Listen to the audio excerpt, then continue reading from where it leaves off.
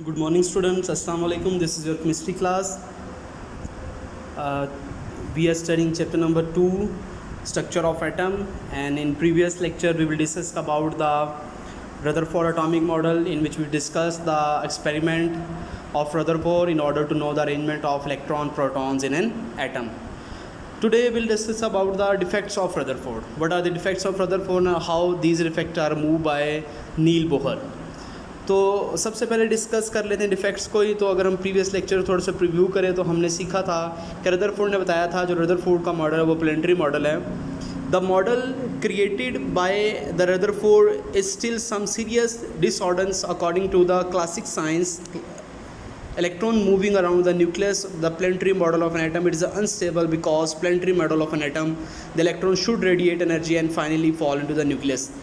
तो पहला डिफेक्ट ये था रदरफोर्ड एटॉमिक थ्योरी में कि रदरफोर्ड ने कहा था कि इलेक्ट्रॉन्स जो हैं वो प्लेनेटरी मॉडल की तरह न्यूक्लियस के गिर्द जो रिवॉल्व करते हैं। अगर प्लेनेटरी की तरह रिवॉल्व करते हैं तो होना ये चाहिए कि एटम को आहिस्ता आहिस्ता अपनी एनर्जी डिक्रीज़ करनी चाहिए और डिक्रीज़ करते करते आखिरकार उस न्यूक्लियस के अंदर गिरकर उसका स्ट्रक्चर ही ख़त्म हो जाना चाहिए। लेकिन ऐसा होता नहीं। We will also study that atom is a stable particle, बस according to the Bohr atomic Rutherford atomic theory atom is unstable. So ये था जी रदरफोर्ड के डिफेक्ट्स। सेकंड डिफेक्ट ये था, रदरफोर्ड ने बोला था इफ़ रिवॉल्विंग इलेक्ट्रॉन्स जब रिवॉल्व कर रहे होते हैं तो अपनी एनर्जी कॉन्टीन्यूसली जो होते हैं मिट कर रहे होते हैं। अगर कॉन्टीन्यूसली मिट कर रहे होते हैं तो हमारे पास कॉन्टीन्यूस स्पेक्ट्रम बनना चाहिए, लेकिन हमारे पास लाइन स्पेक्ट्रम ऑब्टेन होता है। तो ये उसका दूसरा डिफेक्ट था। दूसरा डिफेक्ट ये था if the electron emits energy continuously it should form a continuous spectrum of an atom but a line spectrum is obtained. So these defects, these are the defects of Rutherford, and these defects are removed by Bohr. Bohr formulated new explanation and new theory to remove the defects of the Rutherford atomic model.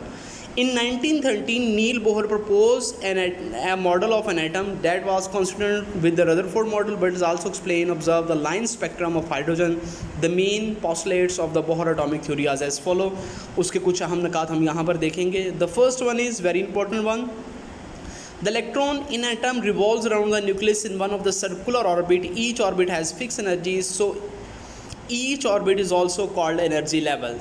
तो Bohr ने सबसे पहले ये कहा कि जो भी electron अपने एटम के गिर्द रिवॉल्व करता है वो जिस सर्कुलर पाथ में रिवॉल्व करता है उस सर्कुलर पाथ की एनर्जी क्या होती है जी, फिक्स एनर्जी होती है। That's why this is also called energy level, इसलिए उसे एनर्जी लेवल भी कहा जा सकता है।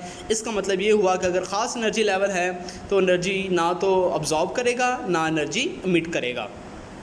The energy of electron in atom is proportional to the distance from the nucleus. दूसरा ये था कि जो एनर्जी ऑफ इलेक्ट्रॉन होती है वो डायरेक्टली प्रोपोर्शनल होती है for the distance. It's mean अगर न्यूक्लियस से इसका फासला बढ़ता जाएगा तो एनर्जी बढ़ती जाएगी, और अगर फासला कम होता जाएगा तो एनर्जी कम होती जाएगी। हम कह सकते हैं the further the electron from the nucleus the more energy it has. The third one, the electron revolves only in those orbits for which the angular momentum is equal to 2 pi r, where h is a Planck constant, its value is 6.62 into 10 raised minus 34 joule second.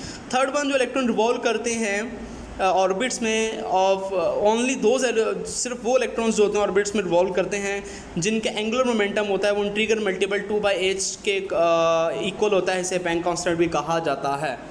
और the fourth one is the most important one, जो सबसे ज़्यादा important था कि light is absorbed when electron jumps to a higher energy orbit and emitted when the electrons fall to the lower energy orbit.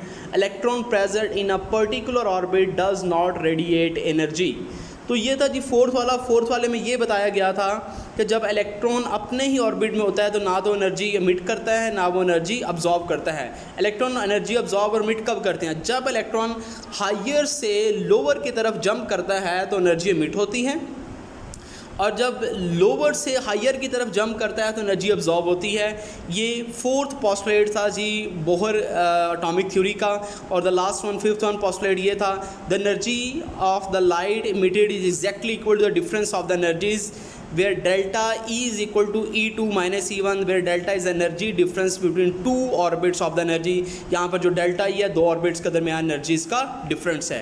अब ये था जी हमारे पास Bohr atomic model. ये बोहर एटॉमिक मॉडल है, इसमें न्यूक्लियस दरमियान में है बोहर के अकॉर्डिंग जो पहला शेल है वो के शेल कहलाता है और उसे n इज इक्वल टू 1 कहते हैं। नंबर ऑफ शेल्स की तादाद अगर बताएं तो पहला होता है, उसके बाद 2 है वो एल शेल कहलाएगा, 3 जो है वो एम शेल कहलाएगा, 4 जो है वो एन शेल कहलाएगा और पॉजिटिवली चार्ज न्यूक्लियस इसके सेंटर में होगा। और उसके बाद अगर हम बात कर लें इसकी अब्जॉर्ब एनर्जी के हवाले से, तो वो भी मैंने आपको बता दिया है। अगर इलेक्ट्रॉन हायर से लोअर ऑर्बिट की तरफ जंप करेंगे तो फिर एनर्जी एमिट करेंगे, और अगर लोअर से हायर एनर्जी की तरफ जंप करेंगे तो फिर एनर्जी अब्जॉर्ब करेंगे। अब ये दोनों की थ्योरीज तो थी, इन दोनों थ्योरीज में डिफरेंस क्या था? अगर डिफरेंस की बात की जाए तो डिफरेंस था एटम की स्टेबिलिटी के बारे में, जो कि रदरफोर्ड जो था वो एक्सप्लेन नहीं कर पाया था कि एटम स्टेबल किस तरह होता है। लेकिन बोहर ने इस डिफ़िकल्टी को ख़त्म किया क्वांटम थ्योरी की मदद से, क्वांटम थ्योरी ऑफ रेडिएशंस की मदद से। He propose by Max Planck. Bohr proposed that the electron moves around the circle in a well-defined circular path called orbit, and atom is a fixed energy, or electron present in our orbit does not emit energy. Bohr atomic theory explained nicely stability of an atom, also explain why atom gives spectrum, why atoms give line spectrum. Development of the Bohr atomic theory explain how interpretation of experimental investigations help to chemists to formulate new explanation and new theories. इस तरह हम ये भी सीख सकते हैं कि किस तरह प्रीवियस थ्योरीज जो होती हैं वो न्यू थ्योरीज को डिस्कवर करने में हेल्पफुल होती हैं। सो स्टूडेंट्स, इस बुक में सिर्फ हमारे पास एटम से रिलेटेड यही दो थ्योरीज थी। इंशाल्लाह we will discuss in our next topic about the isotopes and isotopes, properties of isotopes and how isotopes are developed. Thank you so much.